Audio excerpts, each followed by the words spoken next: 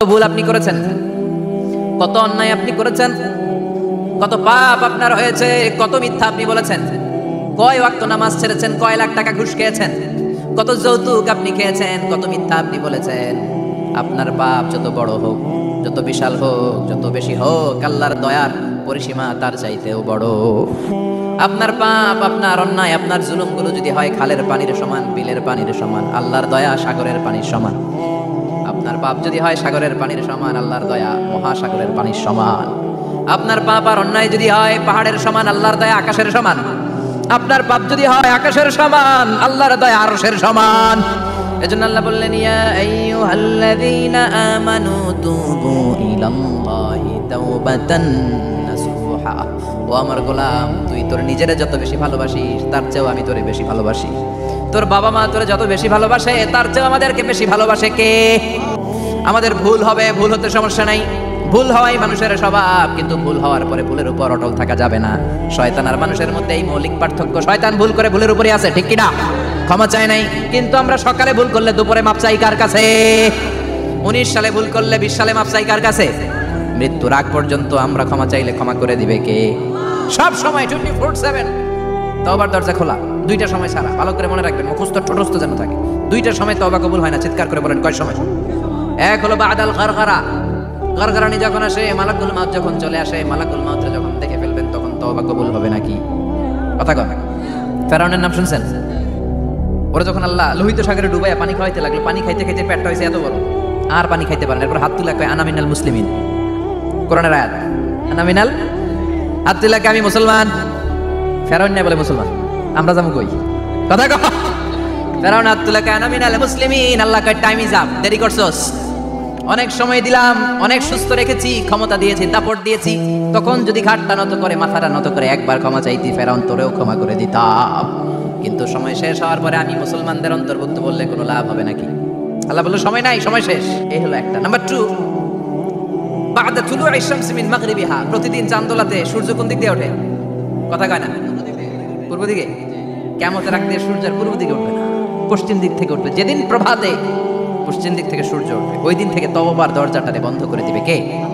তার আগ মুহূর্ত পর্যন্ত জীবনে যত গুনাহ করেছি, অন্যায় করেছি, চোখের পানি ছেড়ে ক্ষমা চাইলে ক্ষমা করবে কে? শয়তান আল্লাহরে চ্যালেঞ্জ দিছে, আল্লাহ তুমি আমারে জাহান্নামে পাঠাবা, আমিও তোমার বান্দা করে লয়ে একসাথে জামাতে ঢুকমু।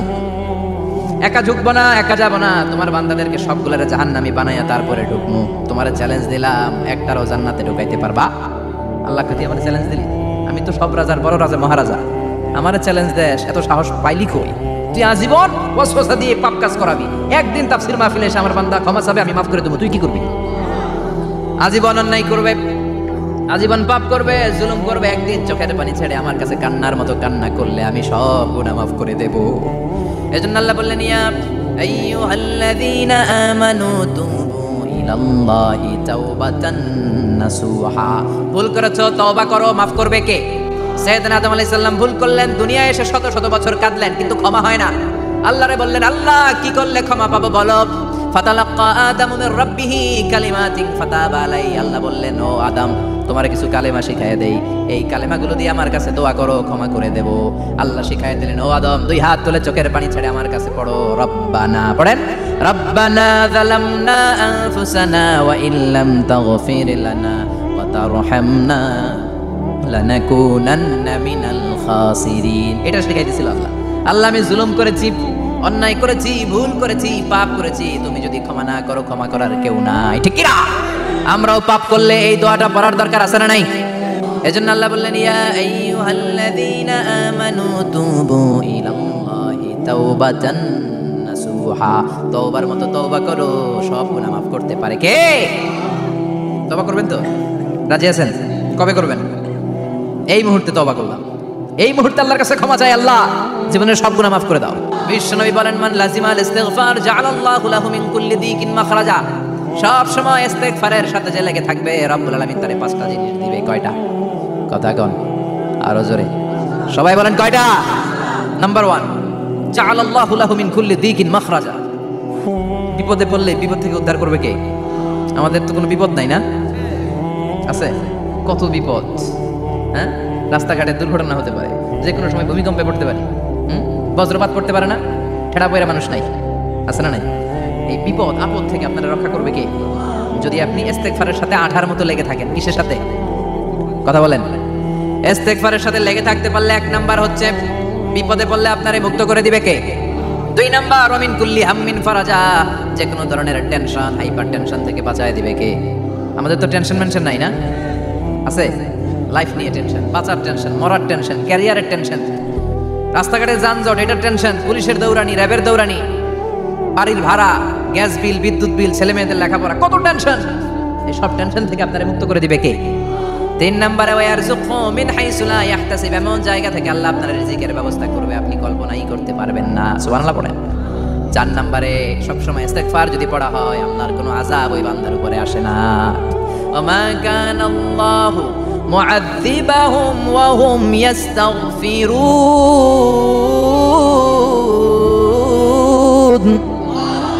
যতক্ষণ আমার বান্দা আমার কাছে ইস্তেগফার পড়তে থাকে আমার কোনো আযাব বান্দারে পাবে না। যতক্ষণ ইস্তেগফার পড়বেন আল্লাহর কোনো আযাব আপনার উপর আসবে না। 4টা গেল। 5 নাম্বার, বারবার ইস্তেগফার পড়লে রফিক ভাই আল্লাহ আপনার মুস্তাজাবুদ দাওয়া বানাবে। দোয়া করা মাত্র কবুল করে নেবে কে? মুস্তাজাবুদ দাওয়া বুঝেন তো? মানে যিনি হাত তুলতে দেরি কবুল হতে দেরি হয় না। বারবার ইস্তেগফার পড়ে দেখেন যে আপনার দোয়া কেমনে কবুল হয়। সবসময় ইস্তেগফার পড়লে আপনার দোয়াগুলোর এইভাবে কবুল করে নেবে কে? এই 5টা জিনিস পাবেন সবসময় যদি ইস্তেগফারের সাথে লেগে থাকেন। রাজি আছেন তো? এজন্য বিশ্বনবী সব সময় নামাজে সালাম ফিরানোর পরে পড়তেন আস্তাগফিরুল্লাহ। কি পড়তেন? 3 বার পড়তেন আস্তাগফিরুল্লাহ, আস্তাগফিরুল্লাহ, আস্তাগফিরুল্লাহ। পড়তে রাজি আছেন? আবার সাইয়েদনা আবু বকর বললেন, ইয়া রাসূলুল্লাহ আল্লিমনি দুআআন আদউ বিহি ফি সালাতি, এমন দোয়া আপনি আমারে শিক্ষা দেন যে এই দোয়াটা আমি নামাজে পড়তে পারি। বিশ্বনবী বললেন, পড়ো আল্লাহুম্মা ইন্নী যালামতু নাফসি যুলমান কাসীরান ওয়া লা ইয়াগফিরুয যুনুবা ইল্লা আনতা ফাগফিরলি মাগফিরাতাম মিন ইনদিক ইন্নাকা আনতাল গফুরুর রহিম। সুবহানাল্লাহ পড়েন। এটাও ইস্তেগফার। আমরা এটা বলে দোয়া মাসুরা, সালাম ফেরানোর আগে পড়ি না? যেখানেই ক্ষমা চাওয়ার কথা আছে ওইটারই কি বলে? ইস্তেগফার। আল্লাহুম্মা ইন্নী যালামতু নাফসি, আল্লাহ জুলুম করেছি, যুলমান কাসীরা, অনেক জুলুম, ওয়ালা ইয়াগফিরুয যুনুবা ইল্লা আনতা, তুমি ছাড়া এই গুনাহ ক্ষমা করার তো কেউ নাই। ফাগফিরলি মাগফিরাতাম মিন ইনদিক, তোমার দয়ায় আমারে ক্ষমা করে দাও। ইন্নাকা আনতাল গফুরুর রহিম, তুমি হলা ক্ষমাশীল। ঠিক কি না? এটাও ইস্তেগফার, এটাও পড়বেন। আর এই সব ইস্তেগফারের শ্রেষ্ঠ ইস্তেগফারের নাম সাইয়্যিদুল ইস্তেগফার। যত ইস্তেগফার হতে পারে এর মধ্যে সবচেয়ে শ্রেষ্ঠতম ইস্তেগফার নাম কি? কথা কন। বুখারীর বর্ণনা, শাদ্দাদ ইবনে আউস রাদিয়াল্লাহু তাআলা আনহু বর্ণনা করেন, এই সাইয়্যিদুল ইস্তেগফার দিনের বেলা যে পড়বে ওই দিনে মারা গেলে সে জান্নাতি। এই সাইয়্যিদুল ইস্তেগফার রাতের বেলা যে পড়বে ওই রাতে যদি ইন্তেকাল হয় ওই লোকটা জান্নাতি। মুখস্থ আছে না? কার কার মুখস্থ হাত তুলেন? মাশাআল্লাহ, তাবারাকাল্লাহ, মাশাআল্লাহ, মাশাআল্লাহ। আর যাদের নাই তাদের হোমওয়ার্ক, তাদের আল্লাহুম্মা আনতা রাব্বি লা ইলাহা ইল্লা আনতা খালাকতানি ওয়া আনা আবদুক ওয়া আনা আলা আহদিকা ওয়া ওয়া'দিকা মাস্তাতা'তু আউযু বিকা মিন শাররি মা সানা'তু আবু'ু লাকা বিনি'মাতিকা আলাইয়া ওয়া আবু'ু লাকা বিযামবি ফাগফিরলি ফাইন্নাহু লা ইয়াগফিরুয যুনুবা ইল্লা আনতা। সুবহানাল্লাহ পড়েন। আজকে রাতে পড়ছেন, মারা গেলে জান্নাতি। চিল্লায় পড়েন আল্লাহু আকবার।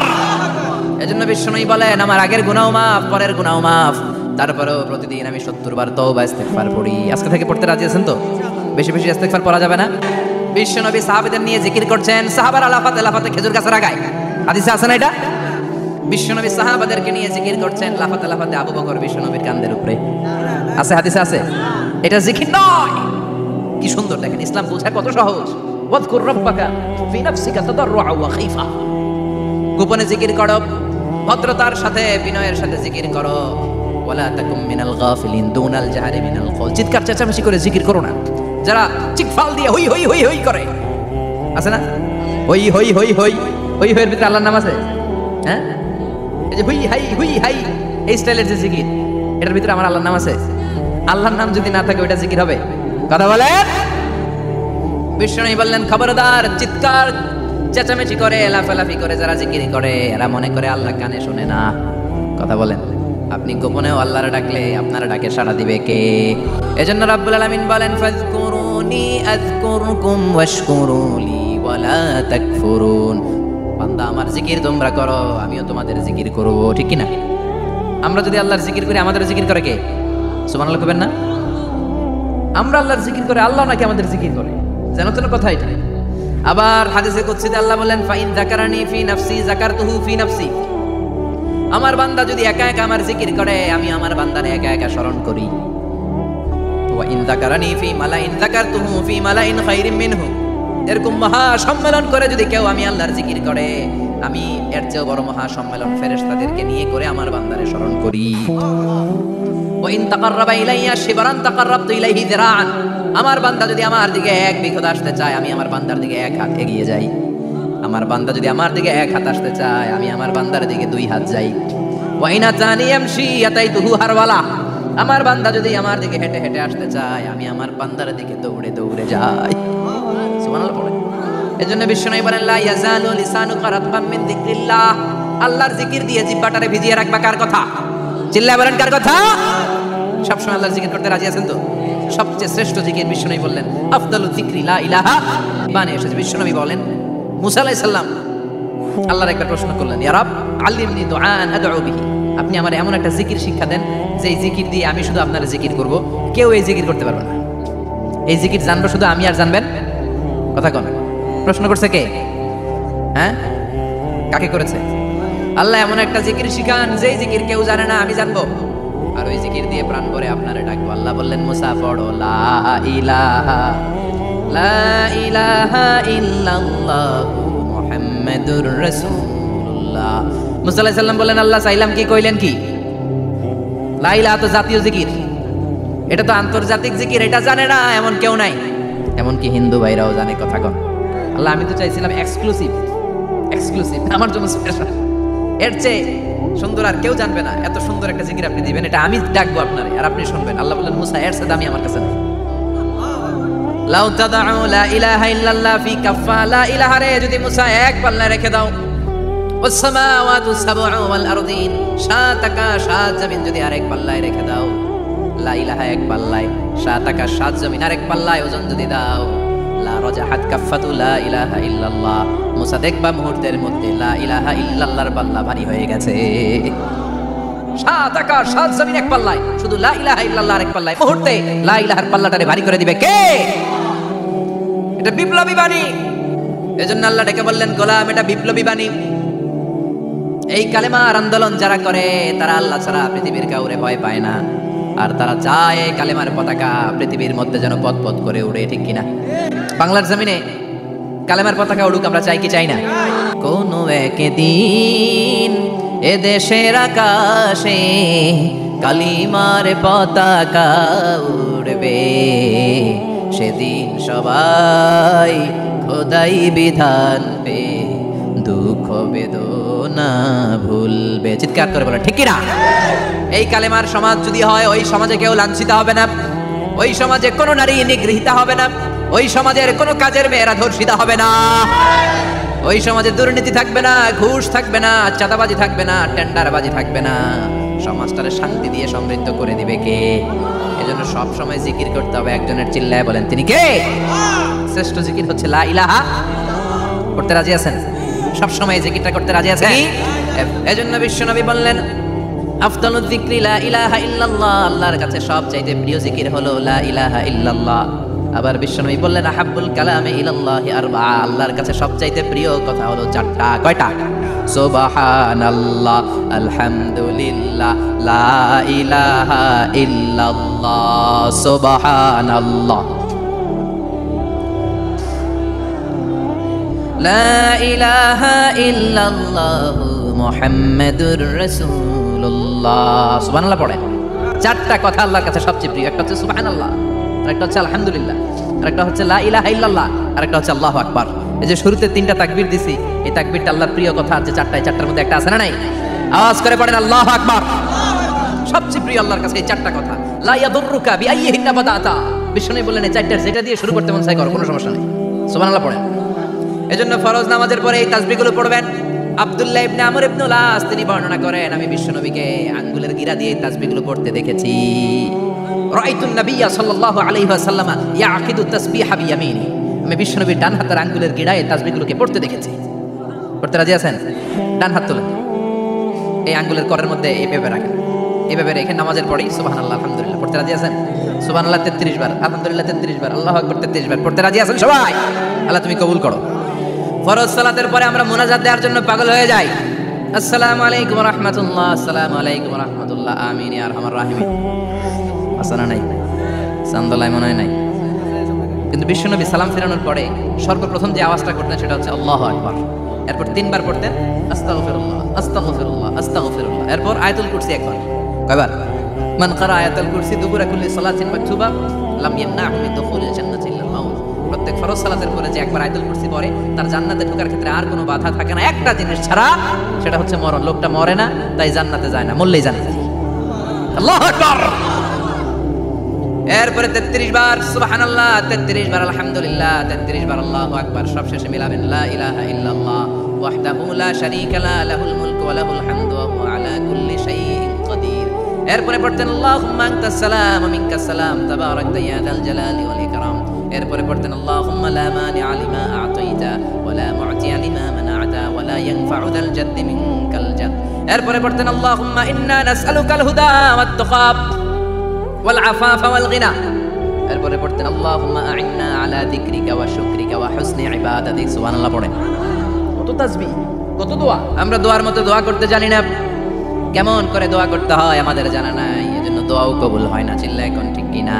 কিন্তু আল্লাহ ওয়াদা দিয়েছেন উজিবু দাওয়াতাদ দাঈ ইযা, আমার বান্দা দোয়া করলে আমি দোয়া কবুল করি, আমার বান্দা চাওয়া মাত্রই আমি কবুল করে নেই। সুবহানাল্লাহ পড়েন। যত দোয়া আপনি করেছেন সব কবুল, সব, অল অফ ইউর দুআস আর অ্যাকসেপ্টেড, সব কবুল হয়েছে আল্লাহর কসম। অনেকে বলবে হুজুর এটা আবার কি কইলেন, এতক্ষণ তো ভালোই কইতেছিলেন, সব দোয়া আবার কবুল হয় কেমনে? আমি তো জীবনে কত কিছু চাইলাম, কত কিছু তো পাই নাই। আছে না এরকম? অনেকে অনেক পেরেশান, আফসোস করে হুজুর চাইলাম আল্লাহ দিল না। 4টা মাইয়া, এবার কাবা ধরে চাই আইছি বলার কথা, এটাও হয়েছে মাইয়া। আছে না নাই? 5টা ছেলে হয়েছে, মেয়ের জন্য বুকটা হাহাকার। হজে যে আরাফাতের ময়দানে চেয়ে আসলাম, এইবারও হয়েছে আরেকটা বলা। আছে না নাই? কত কিছু চাইলাম, পাইলাম না, দিল না আল্লাহ, বলে না? আপনার সব দোয়া কবুল, তবে কবুল হওয়ার 3টা সিস্টেম আছে। কয়টা? চান্দুল্লাহর ভাইরা মনে থাকবে? কয়টা? আপনি যত দোয়া করছেন সব কবুল, কারণ আল্লাহর কাছে কিছু চাইলে আল্লাহ ফিরাইয়া দিতে জানে না। আল্লাহ জানেই না কেমনে ফিরাই দিতে হয়। সুবহানাল্লাহ কোন? চাওয়া মাত্রই আল্লাহ বলে অ্যাকসেপ্টেড, যা কবুল, দিব, দিব না এটা বলতে জানে না, চাওয়া মাত্রই বলে দিব। 3 সিস্টেম। নাম্বার 1, আপনি আল্লাহর কাছে দোয়া করলেন, চাইলেন, আল্লাহ বলে দিব, বলেই তিনি দিয়ে দেন আর আপনি খুশি হয়ে যান, পেয়ে গেলেন। নাম্বার 2, আপনি আল্লাহর কাছে দোয়া করলেন, চাইলেন, তখনও আল্লাহ বলে দিব, তবে এখন না, সবুর, একটু পরে দিব। কখন দিলে আমার জন্য ভালো, আমার চেয়ে ভালো জানে কে, পরে দিবে। নাম্বার 3, চাইলেন, দোয়া করলেন, আল্লাহ তখনও বলে দেব, তবে এখনো না, পরেও না, কিয়ামতের দিন যেদিন বিপদে পড়বে ওই দিন দেব। যেদিন তোর বাবা তোরে চিনবে না, তোর মা তোরে চিনবে না, বন্ধু বন্ধুরে চিনবে না, পীর সাহেব মুরিদরে চিনবে না, মুরিদ পীর সাহেবরে চিনবে না, ইমাম সাহেব মুসল্লিরে চিনবে না, মুসল্লি ইমাম সাহেবরে চিনবে না, কেউ কাউরে চিনবে না, ওই কঠিন দিনে তোরে আমি বাঁচাইয়া দেব। তাইলে দোয়া যা করছেন ছোটবেলা থেকে আজকে পর্যন্ত, লস হয়েছে না লাভ? লস না লাভ? এজন্য বেশি বেশি দোয়া করার দরকার আছে না নাই? জীবনে যদি কোনো নেক আমল থাকে, ওই নেক আমল দিয়ে যদি আল্লাহর কাছে দোয়া করেন, দোয়া কবুল করে নিবে কে? তবে নেক আমলটা হইতে হবে শুধুমাত্র আল্লাহর সন্তুষ্টির জন্য। প্রত্যেকের জীবনেই কিছু আমল আছে যেটা লোক দেখানো করে, আছে না নাই? আবার কিছু আমল আছে আল্লাহরে খুশি করার জন্য করে, আছে না নাই? কথা বুঝতে পেরেছেন? রাত্রিবেলা যাচ্ছেন, কেউ নাই, রাস্তায় হঠাৎ দেখলেন মসজিদ, পাশে লেখা বড় করে দান বাক্স, পকেট থেকে কচকচে 1000 টাকার নোটটা ওইখানে ঢেলে দিলেন দান বাক্সের ভিতরে। কেউ দেখে নাই, দেখছে কে? এটা পৃথিবীর কাউরে দেখানোর জন্য দিয়েছিলেন। এই দানটা আল্লাহর কাছে প্রিয়। গোপন দান আল্লাহর রাগকে কমিয়ে দেয়। সুবহানাল্লাহ বলেন। আল্লাকা সিররুন ইনদাল্লাহ বাইনাকা আনতা ওয়া বাইনাল্লাহ, আল্লাকা সাদাকাতুন তাখফা লা ইয়ালামুহা ইল্লাল্লাহ, আল্লাকা সিররুন ইনদাল্লাহ বাইনাকা আনতা ওয়া বাইনাল্লাহ, আল্লাকা সাদাকাতুন তাখফা লা ইয়ালামুহা ইল্লাল্লাহ। সুবহানাল্লাহ বলেন।